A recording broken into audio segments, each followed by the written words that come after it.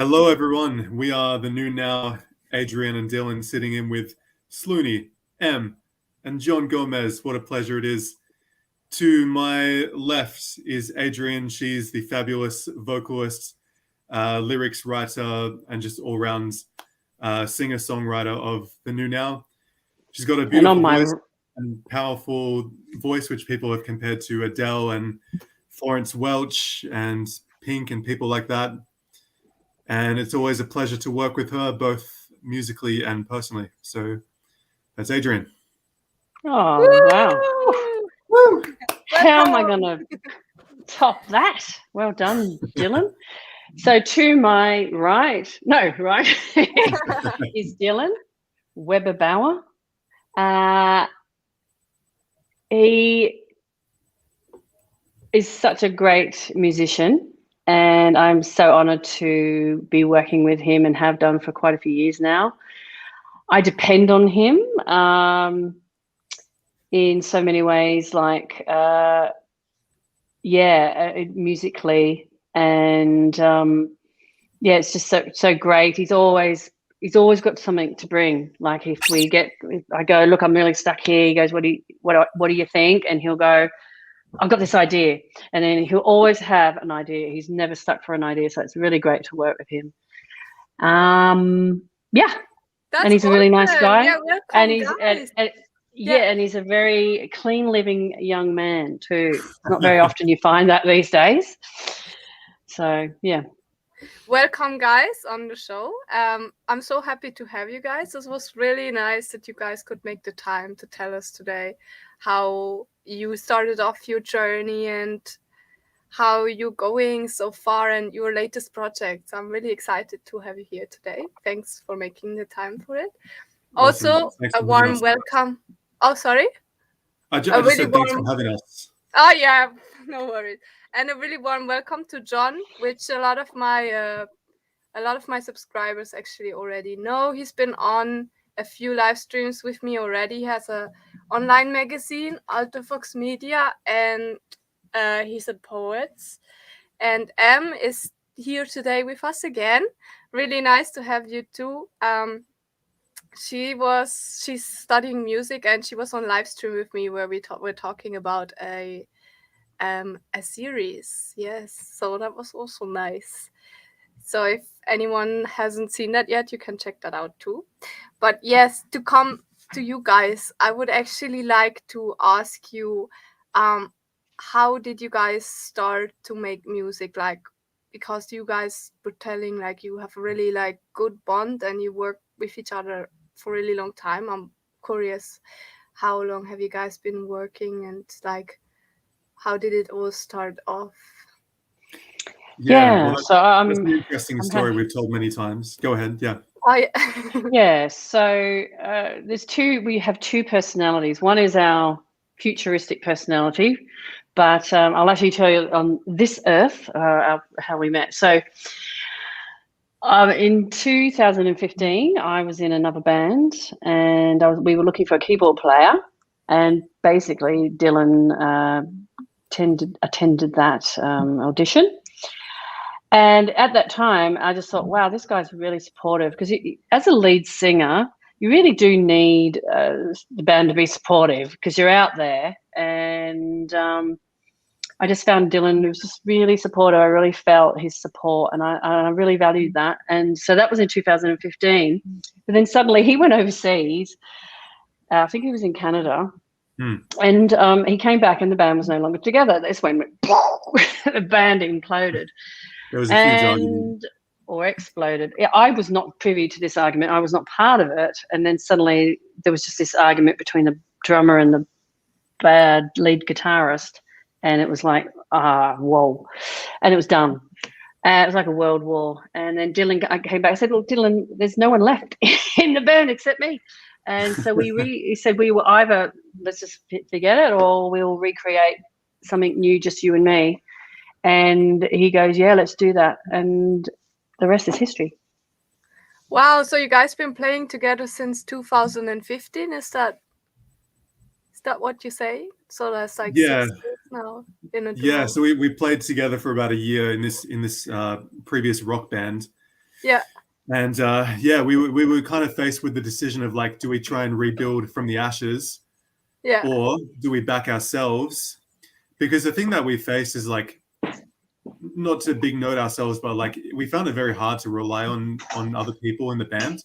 You know, time and time again, we'd get new members and things would happen and just wouldn't work out. So we just figured like, let's just take a crack at it ourselves, just back ourselves, come up with something completely new, and take it as far as we can like that. That's really good. So the music style changed a lot too when you guys started off making music together instead of the whole crew. Yeah, it was a full-on kind of Evanescence rock. Yeah. And then it became like we just let's say we completed it, like just completed, and then I said if we still want to be together after that, but we need to create from nothing. Like there needs to be like a clear land, nothing, everything you want to say, and then if we still want to, after that process, want to keep moving forward, and we did. And I said, well, if we're going to do this, we need a big sound, we need to have it big, and how are we going to do that with two people? And that's the journey. That's what the journey's been about. Lovely. Yeah, that's really good. Did any of you guys, so you're a vocalist, and then we have a guitarist, Dylan is guitarist, right? Synth no, keyboard and synth. Yes. So how long have you guys been making music for? Before that, is this like something that you guys had from childhood on, or did you discover the love for music before, like afterwards? Yeah, like I've been writing songs since I was about 10. Yeah. So that's a long time. Yeah. And yeah, so definitely I've been in other bands and singing in a variety of different things and songwriting for a while now. Yeah. Oh, that's lovely. Yeah, for me, I my grandparents gave me my first keyboard when I was also 10 years old. Yeah. As a Christmas present, and and then when I got into high school, I started playing and singing in bands as well. Yeah. And then from there I started to get into like more and more serious bands, which is where I met Adrienne first in that rock band, and then just continued from there. So, but for me as well, it's been a lifelong thing, more or less. Yeah, that's interesting. Also, especially because M's also a young musician, so maybe you guys like can connect on that level. If you, John or M, have any questions, feel free to interrupt me anytime. Yeah. I'm also making a little bit music, but I was thinking about not just the music, but also the image of your video and of your duo. Yeah. And I like all these gags and like futurism things that you incorporate into your music. I would like to ask, what do you think about the future from your perspective?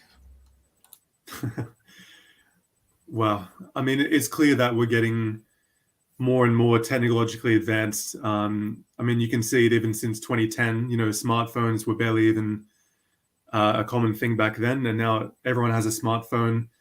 Now we're moving into all kinds of cryptocurrencies and space exploration, and I mean, there's so much I can hardly keep up with it. Honestly, it's evolving on a daily basis. Like I saw something the other day that was like you can attach a robotic 11th finger to your hands to play like 11 notes on the piano at once, things like that. And I mean, even for myself, like I've got a few really new technological kind of synthesizers which are played through like motion through the air or like a touch screen with your finger. So there's all kinds of different ways of playing music, and also the things that society are up to at large. So I think technology is definitely where the future is heading. And I mean, I like to think that also, despite a lot of the conflict in the world, it does seem as a whole in general that we are moving towards peace and acceptance more and more. You know, you look back 10 years, you see a lot more racism, a lot more discrimination against what's the word, like homophobia, that kind of thing, which we're definitely much more accepting of these days. So yeah, a combination of acceptance and also cool technology is where I see the future heading. Yeah, just to carry on from where Dylan was speaking, I feel quite positively about the future, regardless of what the current situation that we're in now. And I think the way that we created this this look and this feel was that we projected ourselves into the future, and what we saw was actually something really good. And yeah, all the technology that's happening now is just to help take away this work thing that we have to, you know, people having to work. And but apart from that, it's originally me and Dylan came from a place that suffering would no longer be part of humanity's, I suppose, way, and that it would be a place of peace and whatever. And the way that we created our characters in this, which defines the music that we write. So even though it is characters, it is actually does. We have a look and a feel of our music as well, and everything's got to kind of like go within this space, which is very similar, actually. There's another musician that does this, where she'll create a conflict and then resolve it in another verse or a chorus. I'm not sure if it's Billie Eilish or it was another singer or songwriter. Anyway, I didn't expect anyone else to be doing it this way, which sounds quite complex, but basically we don't want our music to be just like another slitting your wrist type love story song. It has within it a message that follows through with all the things, from our music to our lyrics to the way we are to the way we be about it and everything. So there's a lot of thinking that goes behind what we do, but also to have a very modern sound, like really now, and it just makes the whole process really interesting too, to have a storyline to, you know, and to keep within that storyline. I suppose some people might call it branding. I don't like to think of it like that. That we're telling a bigger story here. Yeah, to give a specific example of that, we have a new song coming out in the next month called What Is Love? And it starts off very cynical, going like, okay, what is love really about? Why, you know, what's it for? I don't know anymore. And at the end of the song, the person realizes that, well, I don't know what love is. I just know that I am in love. So it becomes something that stops being a logical thing, and it's something that you feel. And also, not only am I in love, I'm also I am love. You know, that being I am a being of love, something like that. I mean, it sounds very you know, whatever, but to hear it, it's actually a really cool song. You go, whoa, this is really good. It's pretty epic. We've just been listening to it over the last few days because our producer's just been basically finishing up, and it sounds epic. It's really good. Yeah, so really happy with it. So how long does it take you guys to write a song? From the scratch till the end? How long is the process going for? Is this like months, days, years? There's so much to it. Yeah, like there's the song structure, like as in you know, what's the song, the lyrics and the song about, which, say for instance, Truth was written at 5 o'clock in the morning for about 4 sessions, or 5 o'clock in the morning for about an hour. And then that gets taken to Dylan, and there'll be some things about that, you know, he goes, no, you need a chord change here, you need this, so we go through that process. And then there's the producer part of it, which, you know, to take it from that level to that level, and then to get to that level. So it can take anywhere from a month. I'd say a good month to get it to where we want it to get. Don't you reckon, Dylan? Like Yeah, if I we think looked at it in a condensed time.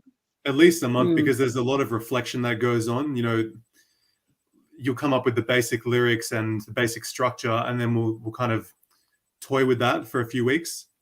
We'll kind of try some things, and then again, once I'm finished with it on my side of like how should the song be arranged and the kind of tones and chords and stuff like that, we'll take it to our producer, and then we'll kind of work on it with him for maybe, you know, another 4, 5, 6 sessions.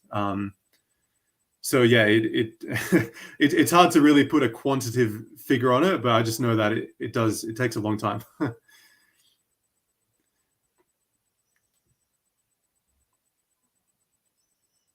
Do you have a question as well for these established musicians? For M and John? Yeah. I think maybe you have.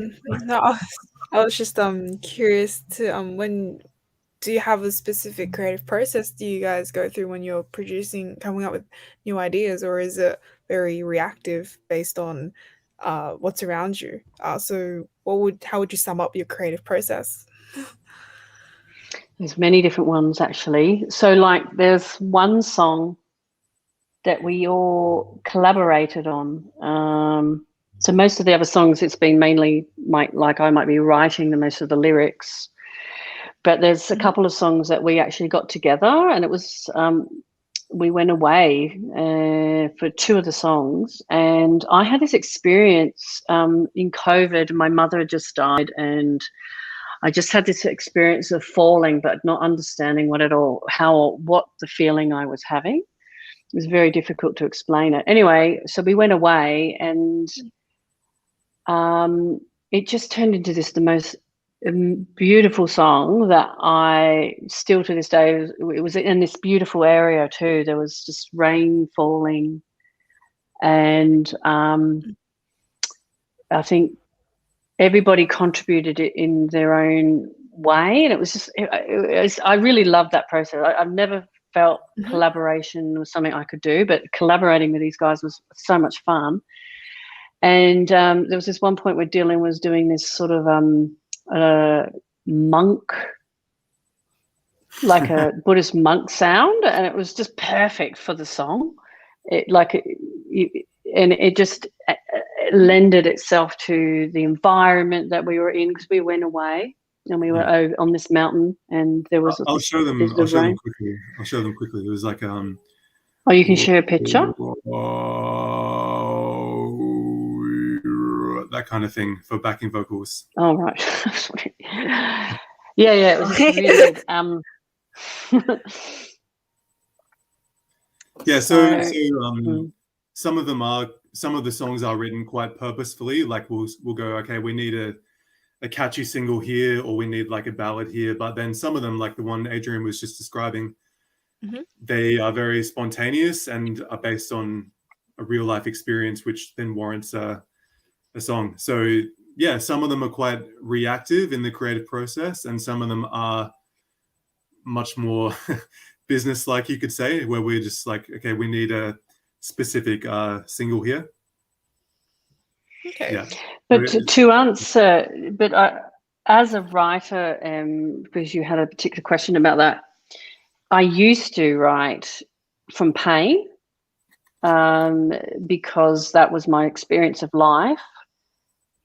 And there was a moment between not wanting to do that anymore and wanting to write from a not pain. and there was this moment where I was a bit lost, because I used the pain was like the ink to write, and to not write from pain now is so much better. I cannot tell you. I hate, because I had to have gone through pain to be able to write about it.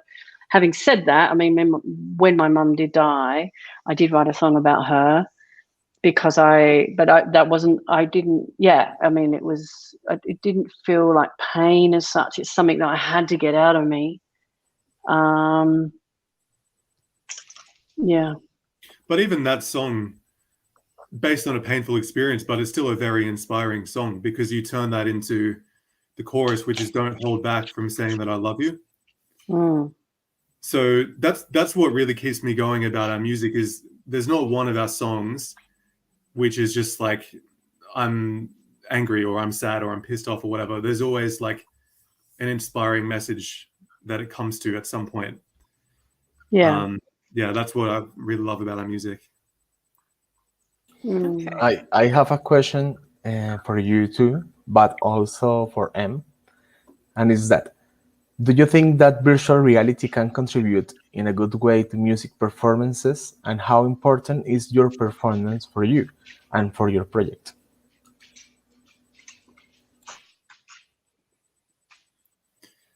Well, absolutely, it can contribute. I mean, we've already started to look at ways of doing that. You know, for example, in certain songs, if we configure like an app where something shows up on their phone at a specific moment in the song and they can click on that, things like that we're starting to look into. And I mean, how important is performance to the product? It's like, I mean, I suppose, to be honest, it is less so important these days in the age of the internet, where it's much more about producing a high quality recording. But still, live performance is where the real connections happen with real people in real life. So I think, you know, on some level, you can't beat that. Yeah. I'm not sure I understood the question. Would you be able to repeat it, John, please? Yeah.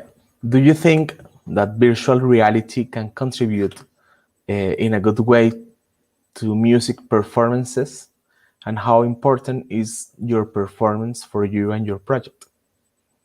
It's like putting it in a scene, in a scenario. Yeah. How many things can you take from that for I don't know, like lights and a lot of gadgets to make that your music transcends the space in a presentation, maybe? You know, I'm going to take a look at what you're saying. So you mentioned virtual reality, but do you mean real virtual reality, that you're not physically with people, like in reality? Is that what you mean? Yeah, okay. And when you say performance, do you mean live performance, or you just mean performance in general? Live performance. Okay. I think the live performances is what I'm referring to.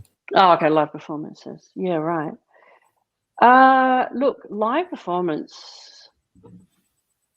I remember when I was a kid and I went to I saw West Side Story in West End of London. And I remember I was so fixated. It just blew me away. And it blew me away because all of my senses were there. So it was everything, you know, sight, sound, everything. And so that's really impacted me as a person, because it's like, in the work, some of the work that I've done, and also being a singer even more so, actually, because I think singing is one of the most, people say that public speaking is like one of the scariest human things to do, but I think singing is, for the people that, not so much for me now, but a lot of people are terrified, and I think it's even more so when you're expressing yourself. So there's something about being a singer and being, I would imagine, a musician as well, and being with someone, you get that, you know, that connection there. I think you still can get the connection, because we had a launch of our video last week, and it's still nice to see people typing in there and having that connection too. I still think that was nice, because there's a human being on the other end of that. I'm not sure about virtual reality. I don't know if I'm ready for a virtual reality world only. I don't know if I want that. Even this reality is enough. I mean, this is good, but I still know that you're real. Or do I actually? I'm assuming you are. Yeah, no, I don't think we're at a stage where, you know, we can get that true human connection. That is what we're all seeking, truly. And I say that, which is what I think you're asking, John, about the virtual reality component, because I think that what we really want, and I think we're trying to do it through, you know, social media and virtual reality, but actually what we really want is the human connection. And there has been some figures around that, like the more social media and smartphones increase, the higher suicide rate. So there's obviously something there about needing that human connection. So I think it's imperative. I think even the mental health of people currently in this pandemic has shown us that we do need that physical connection.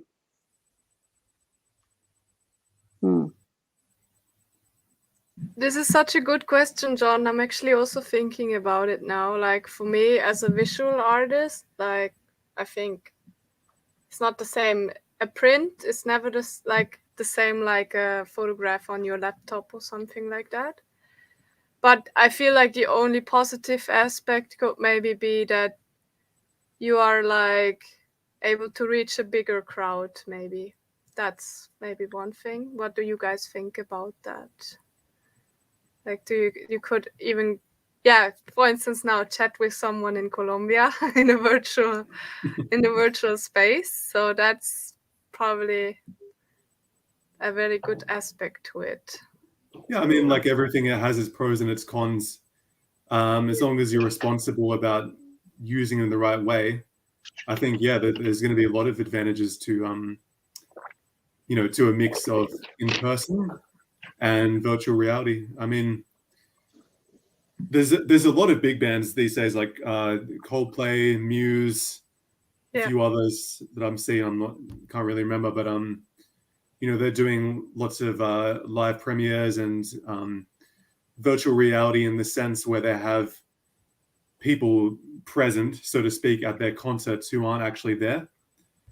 Like, for example, Coldplay recently did a song with BTS, and they did a performance of that where BTS were like performing with them virtually. I'm not really sure how that works, but that's a current example of exactly what you're talking about. So yeah, there's lots of advantages. If used with great power comes great responsibility. Well, I think I'm also curious, how much inspiration do you guys take from your audience? I can imagine that might be also a factor that plays. Like, how much inspiration does your audience? Sorry, I just want to clarify something, because virtual reality to me is actually a virtual reality, not what we're talking about. Because what we're talking about is a online thing. Yeah, so virtual reality is computer generated. So we're not talking about computer, because that's what I thought you meant, John, is computer generated people and scenes, not an online shows. I think that we can discuss the two meanings of that, because for me, every interaction in online media and so is virtual, and all of my representations of a human construct by social interactions through the internet are just virtual, a virtual reality of myself, a virtual identity that takes form in the way that I can connect with people that, like you, are like 13 hours ahead. So for me, it's the two things, like the mechanic and computer generated images that you can use in your presentations and on stage to make your music more like in that cybernetic way, as the visor that Dylan is using right now. And also the interactions that take place in a virtual space when we can connect each others with, I don't know, like using this platform to talk about the things that we're talking about. Mm-hmm. Mm. Oh, what is Okay. a virtual reality for you, Adrienne?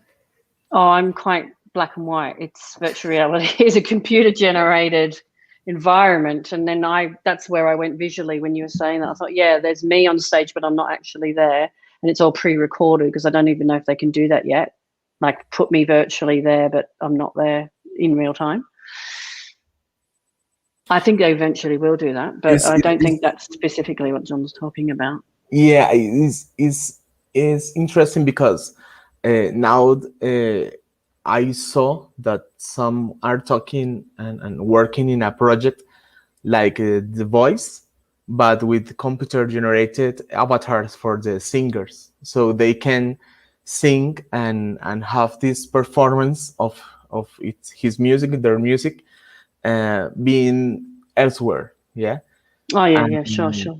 they have like colors and special effects, but in real time. So that was why I was talking about the two sides of the meaning of the virtual reality, like the computer generated thing, and also the way that you can connect with other people that are in different places, in different space and time places. Yeah. Yeah, right. Yeah. To make your music and your art like a bond between strangers. Mm. Yeah, no, it's taking from what you said, not so much about around virtual reality, but there's quite interesting how much goes into producing a really good song that if you were just to hear the singer sing it with a few musicians without all the other components in it, it would sound pretty bland. I mean, there's obviously some singer-songwriters like guitarists with just vocals that you could get away with it, that it's just that. But I went to a London Grammar show and they had so much stuff. Oh my God, they had loads of computers and stuff like that.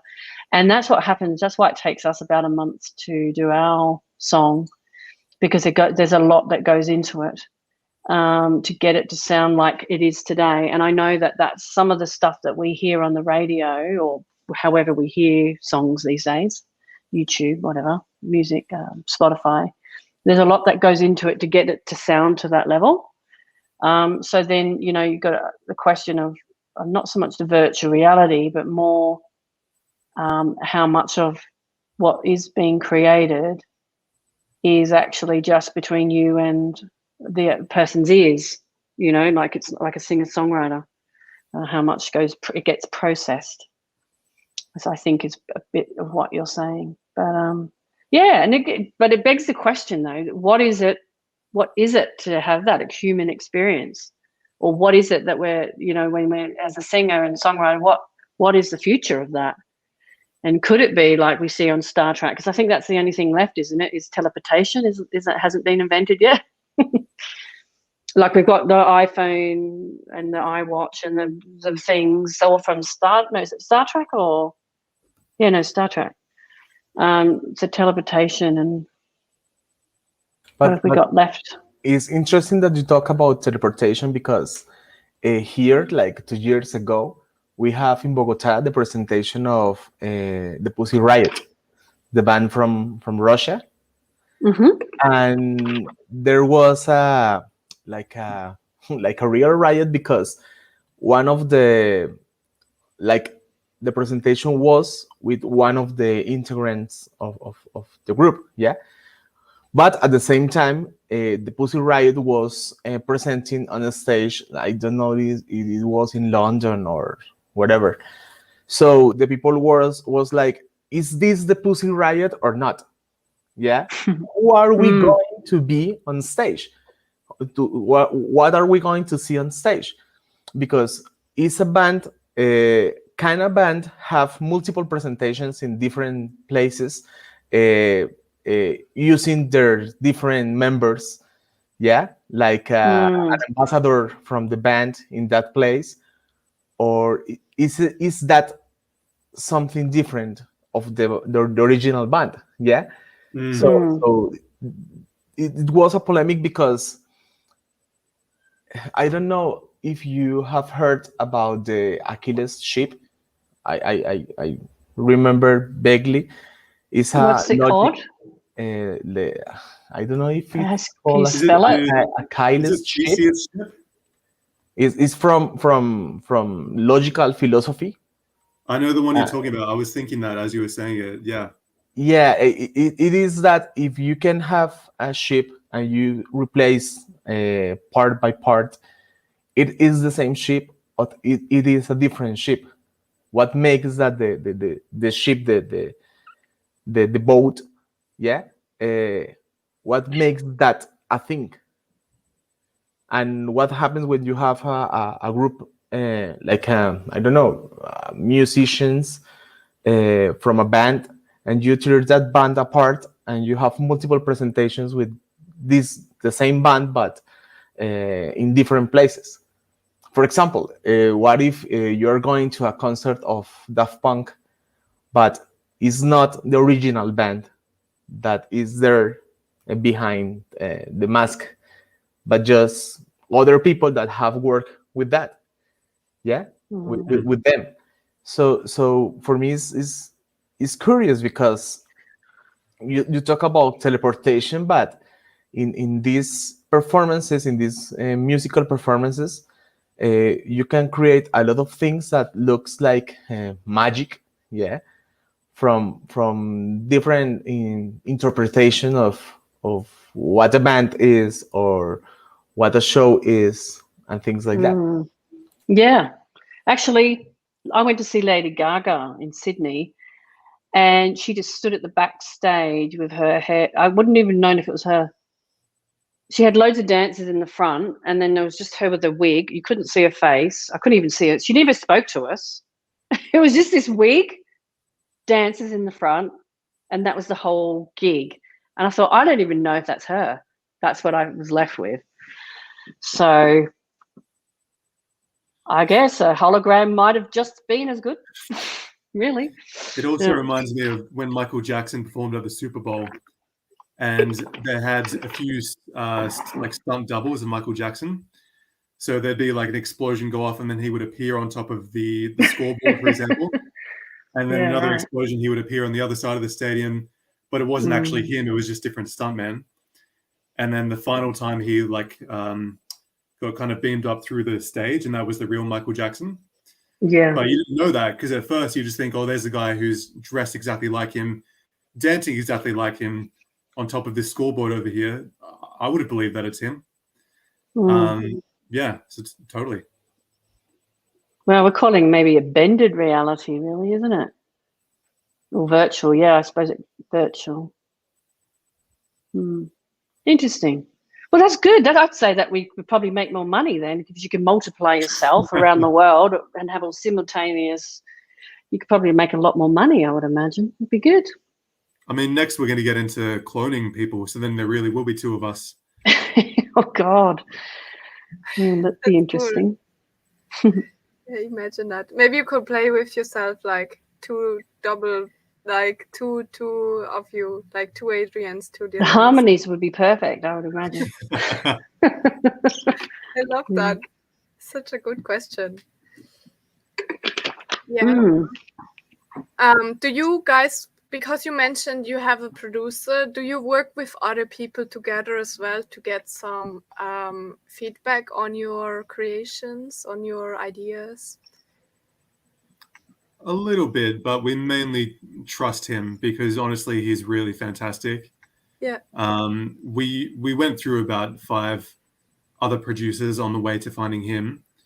Each of them were good in their own way, but they never quite understood what we were going for.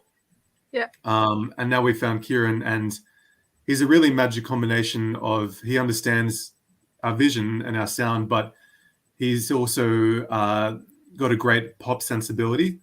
In other words, he can make the song sound commercially solid.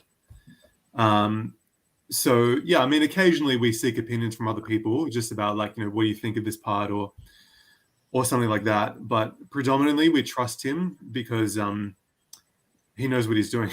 He's really I good. get it. Yeah, because, Yeah, and honestly, too many cooks spoil the broth. You heard that yeah, saying? that's a good All right. expression. That's right.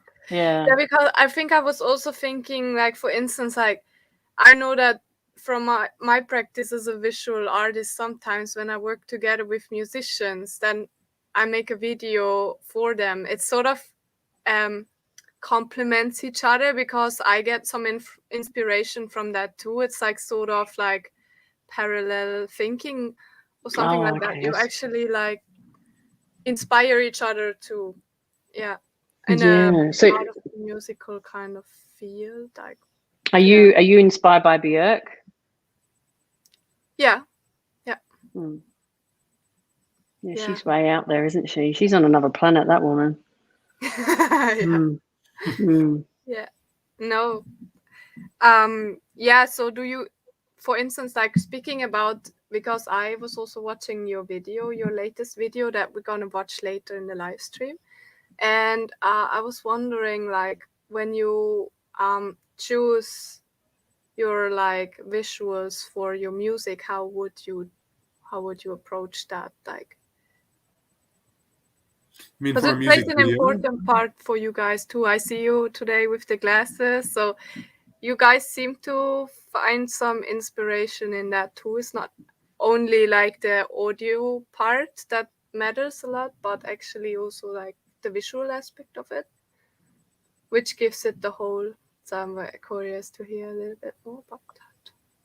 yeah, I mean, the thing is, it's a full experience. You know, if you have a song that sounds futuristic, but visuals that are not futuristic, that are like of a horse-drawn carriage and a fax machine, that's not going to send the right message. But yeah, I mean, seriously, like, It'd be pretty hard to do that. maybe that would be good because it'd be interesting anyway. But yeah, I mean, it's an immersive experience, and I mean, I remember back when I was a teenager watching the visualizer on iTunes, and you know, when you can experience a sound as just something beyond the sound, it's better, in my opinion. It's just it becomes a more memorable experience for you. It means something more. I don't know how else to say it. It's more immersive and it's better, I think, that way. Yeah, it's cool. And how did you do the music video? Did you work together with someone else? Did you actually expand your? Did you?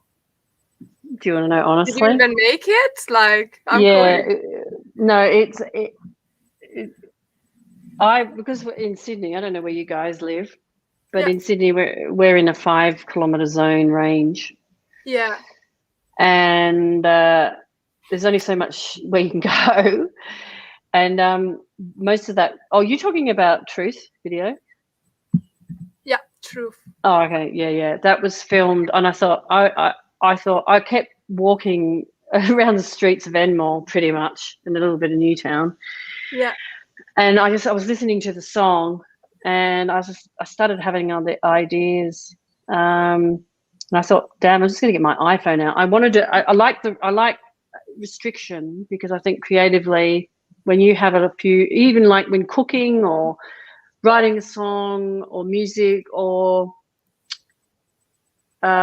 anything you do, if you have a certain parameters to work from, like limit them, I think there's some different ways of creating can come out. And so I just literally got out. I was walking this route that I pick my coffee up, take my dog for a walk, and to go these back streets. And I thought, oh my God, there's just so much explosion of graffiti. And I just thought, I've got to get this on, get some of this. And then it started to flow like that. And then I said, hey, Dylan, what do you reckon about this? And then he goes, oh, yeah. He goes, there's too many bins in it. And I went, because I was like, there's so many bins in it. And I thought, I kind of like the bins. I thought that's a mod, like in 10 years' time, those bins may not even exist. But anyway, I thought, okay, I'll get the bins out. But I literally just got my iPhone out and I thought, I don't want a lot of equipment. I just want to do this. I just want to get it done. Yeah. And it was really the graffiti and only being able to, I only wanted to walk those back streets. That where I found the inspiration. And then you combined it with some animations as well. Yes. They were really cool as well. It gives it like another layer too. Yeah. Yeah. I've got a lot of editing experience, so I can edit a lot of things together. Yeah. Multi-talented person. Sorry to butt in, but I can't stay for long. So I need to get going. I have an appointment on. But thanks for letting me join into the session. It was very interesting listening to professionals talk about their work. So if you don't mind me, I'm gonna pop off. No problem. Yeah. Thank you so much. Thanks for joining us. Thank you for letting me join. All right. See ya. Thanks. See you. Bye. Thank you. Bye. I might see you again someday. So there are 4 of us now. That's fine. Yeah, no, that's really cool. So you actually did the visuals, you do the sound, you do everything, Adrienne. Not all of it, but no, the visuals for the last 2 videos, pretty much yes. There was some parts that Dylan got his, I think, partner to film. There's Dylan dancing, and then there's a couple of stock footage that was just to kind of give it another slightly different feel. But yeah, good on you. It is. I do have a creative directive background as well, so I do see things visually as well. So it's important for music as well to be visual for me. Yeah. Yeah, that's actually just what I was gonna ask you. Do you feel like that informs your musical side? Like, how do you think those 2 talents of yours like complement? Actually, you know what? Whenever Dylan and I, and even Dylan and I and Kieran get together, I talk of music like food. Like I see it like food. Like I talk, it's really beefy there, that's really meaty.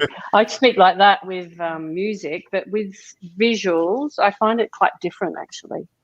Yeah. I think it's a different for me personally.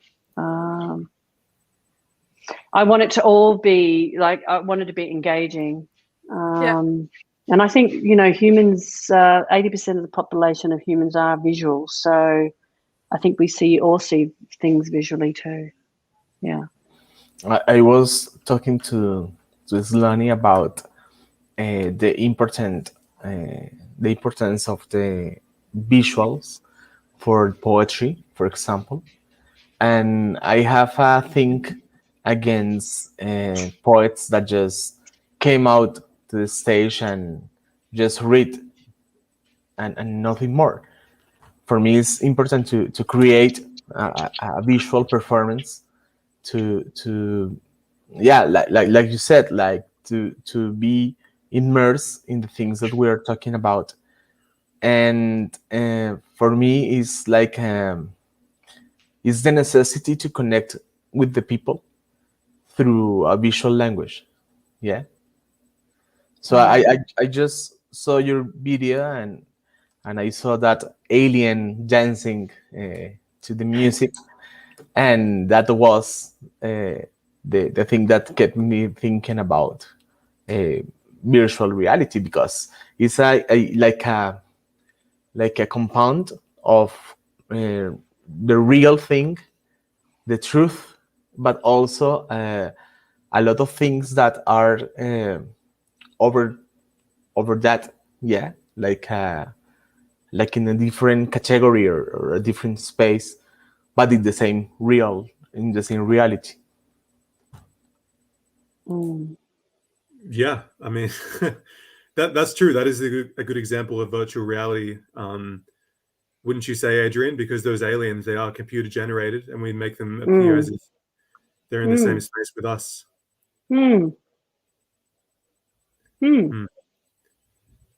Something else I thought about, which I'll add to my previous answer about the visuals and how that relates to the music, is I'll give you the other example, which is films using a soundtrack. And if you think about very dramatic moments in a film, what it would be without like a tense orchestral soundtrack, it would just be a lot of silence, or whatever the case, it would be very, very different. The point is, the music, the soundtrack adds a lot to your emotional experience of the film. And we can see, if we just take that, flip it around exactly, if we've written a song and we add some visuals to it, the visuals could make the person experience a song in a completely different way, because alone the song might sound kind of possibly a bit strange or a bit crazy, you might say, with all our electronic sounds. But suddenly when you put it to this futuristic visual, it all makes sense. It all kind of falls into place.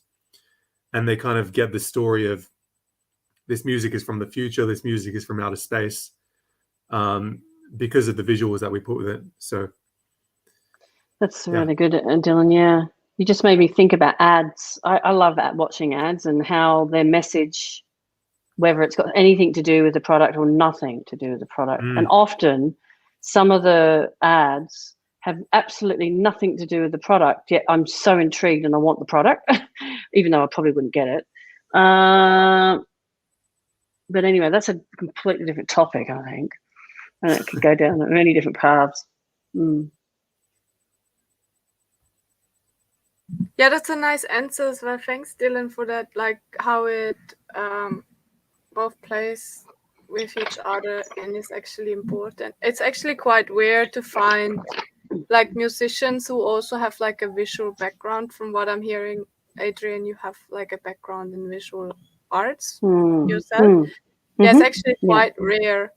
And I can imagine it's actually also maybe at some point quite like tricky, because you never stop you never stop looking at the world like without your creative like intentions. You either look at it from a visual like way or from a musical way. So when you say you actually make the sounds and you make the video, I can imagine that you actually dive full into this creative process and you will sort of emerge in it. Yeah, I can't, there's not a lot of other things I can do because it is an immersive experience. I couldn't take on I don't think I could do another project, like another band, because I completely throw everything into it. I mean, I've got other interests, but this music experience. But you've actually, it would be interesting actually, since you brought it up, and obviously I talked to Dylan about it, but what would it be like to have another artist involved, visual artist? Oh, another visual artist, yeah.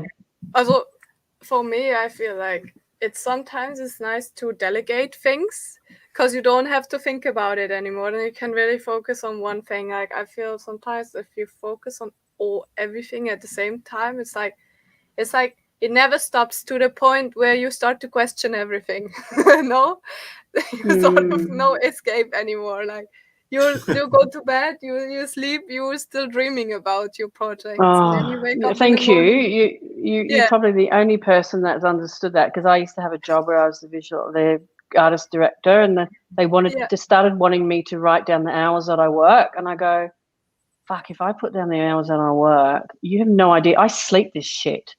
I wake up in the morning, I'm editing this shit. I was editing our video and at night, and I go, fuck, I got to stop doing that and get to the computer, because I'm editing pieces, and I'm going, oh no, maybe I should take that out. And even the song, it's a different part of it. Yeah. But you start listening to the song, and you go, Christ, you could where do you want to go here? Yeah, you can basically it is. Yeah. Stop eating and drinking, just live for the song, like in like dissolve in it almost, like put all your heart and soul in it. Yeah, I get that. We actually also have a comment. Let me just show you this. I think music brings out the emotion, visuals help with the interpretation. Oh, that's a really interesting comment. Thanks for this as well. Yeah, just on that, I was actually thinking, David, interpretation is such great, because you could actually probably ask a competition of who would like to put a video out about this song, and you'd probably get many different interpretations, which would probably be the case. Yeah, do you feel like then you would still feel like this is yours, like your song? Because sometimes then... Or maybe you would find new aspects to your music or sounds as well. Well, one of the things that I've kind of learned to come to terms with is you can control a song as long as you're working on it, but as soon as you put it out there, it's no longer yours in a way. People will interpret it however they interpret it, and they're not wrong. Their interpretation is actually just as valid as my own or Adrienne's. And that's, in some ways, it's a difficult thing to come to terms with, because it's like, no, I wrote it this way and I want you to think about it this way. But on the other hand, it's actually quite a beautiful thing, because, I mean, when you put out a song or any piece of art really, and someone interprets it relating to their own life, I think that's what every artist strives to achieve, really.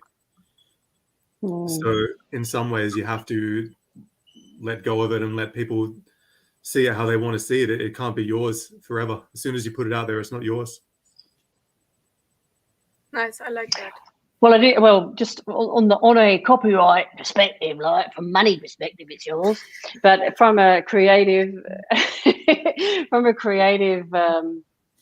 interpretation, it's obviously not ours.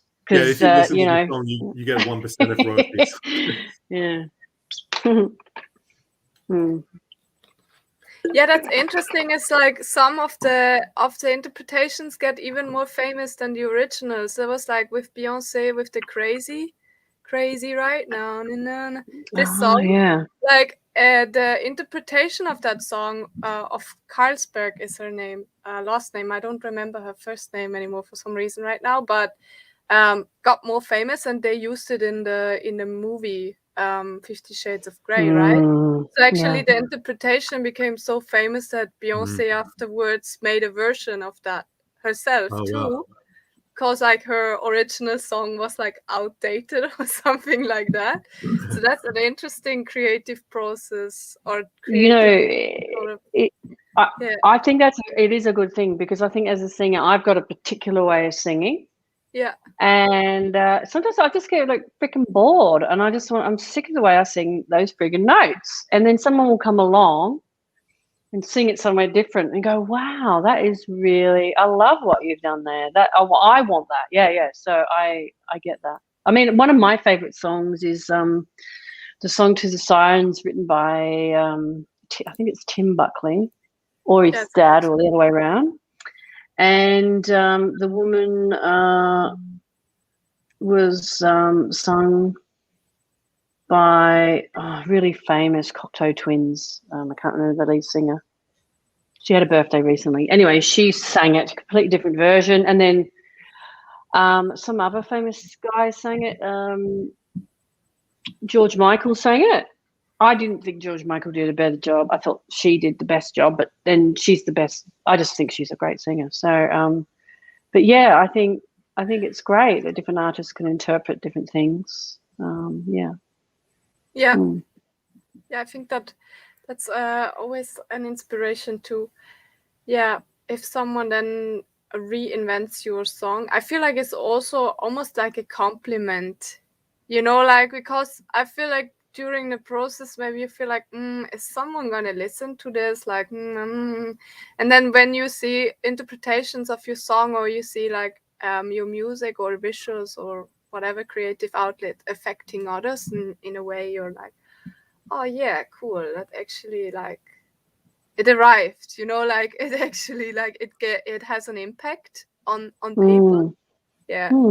Little bit of what you said, Dylan, before, like that that the people like make it their own in a way, like it's inspiring them maybe in a way too.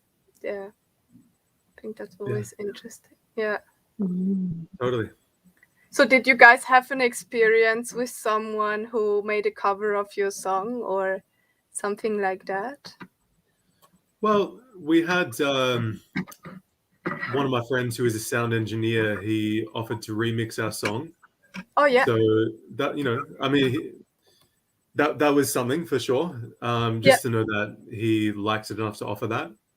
Yeah. Can't really think. I mean, it's been a while since we performed live, but I remember back when we were performing live, we had like quite a few people coming up to us and say like, I really like this song because of this and this and this. Yeah. And yeah, I think there was one or two shows there where we had like someone else join us on stage for a song. So yeah, I mean, we haven't had someone do a cover of our song, but we've certainly had experiences like that, I guess, in different ways. Cool. Yeah, They would it's actually really cool. They would jump up and then sing your lyrics, or how did that work? Like, or just dance? Yeah, there was we were at a live gig and they started to sing. I think it was down south, Dylan, and yeah, they were getting it's a great feeling to see people enjoying your creation. Absolutely, love it. Yeah. Cool. John, do you have any more questions for our two guests? I have a precision to do because it's called a Theseus paradox about the Theseus ship, not Achilles or Achilles ship. So that was my precision. But also, I just want to thank you for your music. I really enjoy it. And also about the visual form of your band. I like that because I really like visual performances and like when a group, a musician or that gives a show, and not only musically, yes, but in all meanings. So I'm really thankful about that, and that was my opinion. And do you have greetings for you. Do you have Thank a you lot very of much. music? Do you have a lot of music like this in Colombia as well? Not really. I think that here in Bucaramanga, for example, in the city where I live, the problem is that especially that musicians doesn't think the music as the show, yeah, but just as to be there and play the instruments and sing, and that's it. And I think that it would be great if musicians put a show that take things about what they are singing about, or for example, I have a group of friends. They have had a band called Merisi, and that band plays like blues, and they have a song called Voodoo Blues, and I've just tell them like, fuck, you need to create a show. Yeah, if you sing Voodoo Blues, use voodoo things like a boa of feathers and a hat and fangs, and yeah. But no, they just go to the stage in a stripped shirt and jeans and play the instruments, and that's it. So I really think that the performance is part of the act of creation. And well, I like that you do a thing that it's engaged with the meaning of your music, and I think that that's great, and we need a lot of more efforts from our musicians and our music bands about it. Well, that's really great, because that's what we want to do. We want a big fuck off screen at the back with lots of crazy visuals and the music pumping, like giving people a completely immersive experience. That's my love. Yeah, me too, of course. Yeah, might be a nice moment to have a look at your latest work, actually. let's If do I it. can make this work, Right. my little laptop. One sec. How was that again?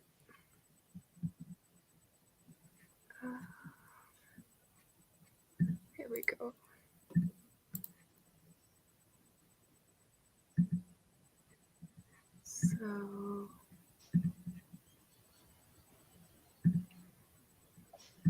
So your latest song is Truth, and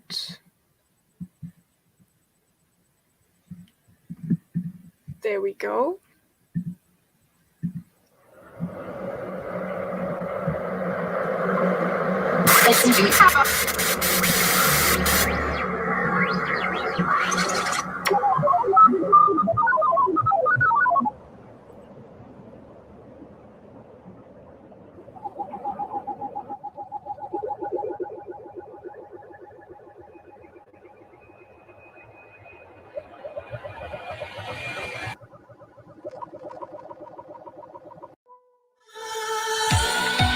To thine own self be true. Who you be is up to you.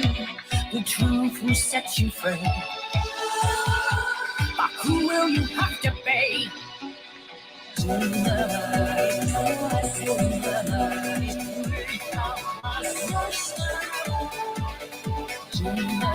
We live inside of you, where our choices are but few. We think we're self-determined, but we are blinded.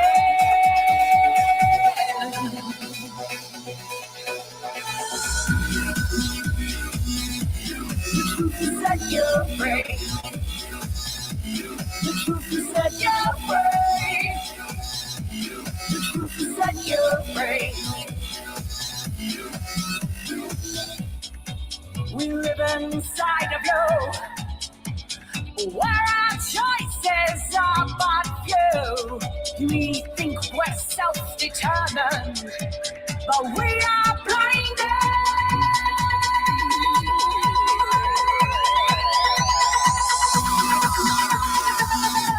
The truth is that you're free. The truth is that you're free. The truth is that you're free. The truth is that you're free.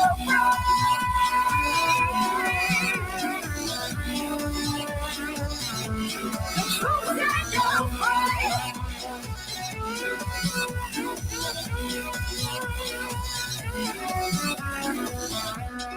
Calling our souls to wake up. Calling our souls to be aware. Calling our souls to wake up. Calling our souls to be aware. Calling our souls to wake up. Calling our souls to be aware. Calling our souls to wake up. Calling our souls to be aware.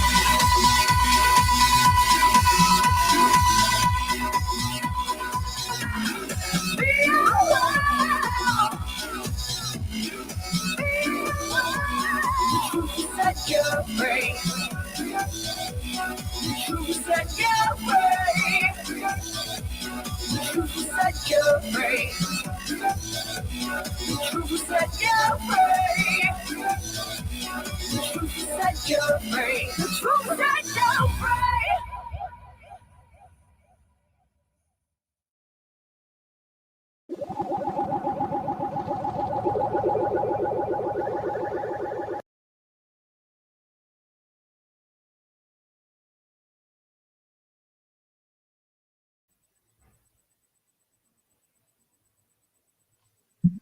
That was fantastic.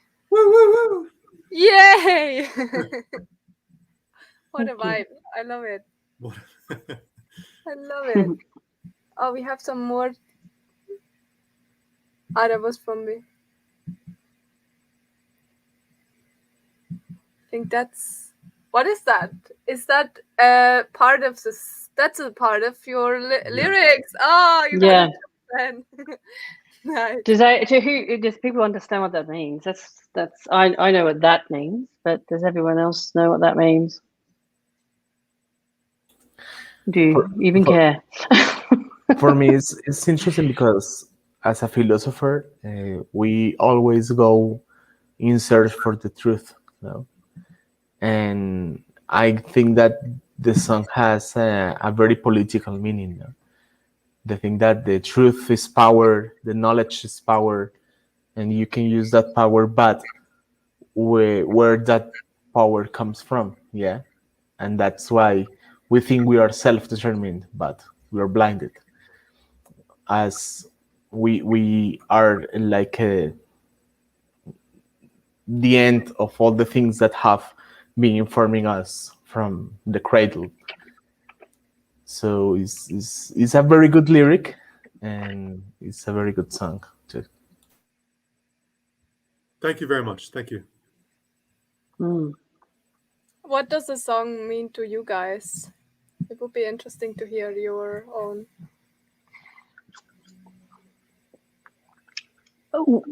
It is open to interpretation, and I knew that lots of me and Dylan discussed this. I said, look, I think there'll be quite a few people who will think it will mean whatever it means, and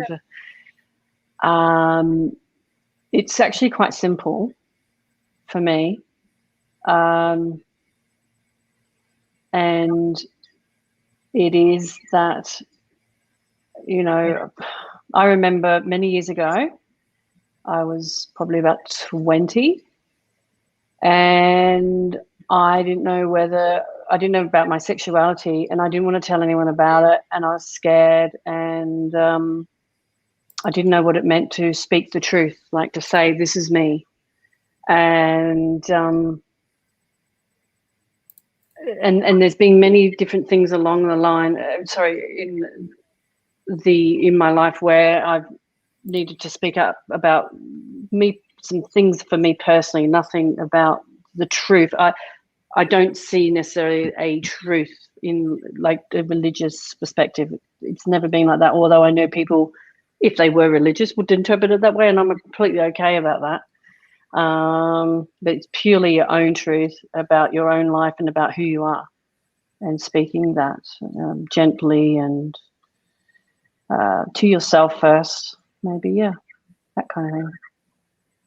But that line, we think we are self-determined, but we're blinded, is particularly, we think that we are free, and I'm not talking even about government or politics, that we're free in life to, that we're making choices freely, but actually we're making choices from the past. We're making choices that our past determined for us based on the decisions that we've made about our past. And we think that we're free, and we're not, because when I was 14, I said that the world is fucked and it's scary, and I had, you know, and my that blinker has affected my perspective on the world based on the decision that I made as a child. So that's where that line comes from for me, but you can interpret it how you like. Like that, yeah. It's always interesting to, sorry. It's interesting to hear the musicians, like, through intention, like through interpretation. Yeah. Yeah, I mean, my perspective is very similar to that, in the sense that, I think it's not about really the truth as in the fact, it's more about the truth as in what is your personal truth,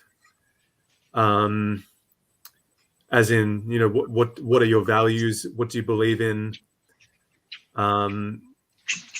who are you, all those kind of things, all those kind of questions.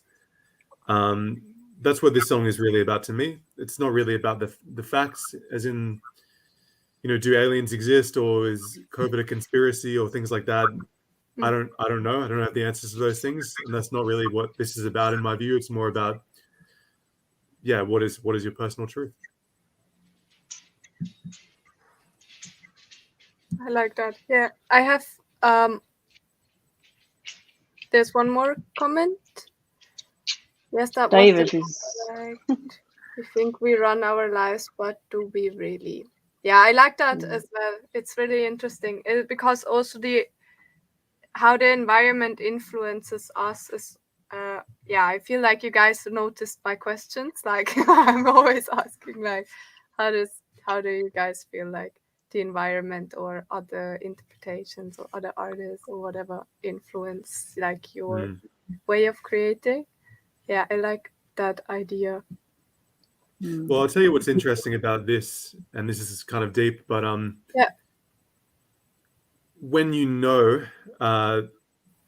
when you come to the realization that we are blinded, that's actually when you do become free. Yeah. Because when you don't know that you're blinded, you're just blinded. But when you know that you're blinded, you can then account for that and kind of start to live beyond that. Yeah. That's nicely said. Yeah, cool. Then you become more intuitive as well. Yeah, exactly. Yeah.